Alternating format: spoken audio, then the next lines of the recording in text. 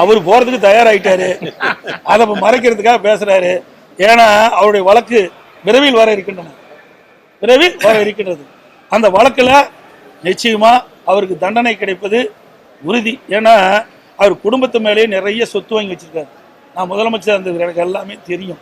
ஏன்னா அவர் முந்திக் கொள்கிறார், அவ்வளவுதான். ஏன்னா என் மீது ஏதாவது பழி சுமத்தி அவர் தப்பிக்க பார்க்கிறார், அது தப்பிக்கவே முடியாது. என் மீது ஏற்கனவே RS பாரதி வழக்கு தொடர்ந்தார்ல, என்னாச்சு? நீதிமன்றத்தில் உச்சநீதிமன்றம் சொல்லி இதை வழக்கு விசாரிக்க சொன்னாங்க. உயர்நீதிமன்றத்தில் நான் வழக்கு வாபஸ் வாங்கன்னு சொன்னார். வழக்கு நடத்தணும்னு நான் சொன்னேன், வழக்கை நான் நடத்துவேன்னு சொன்னேன்.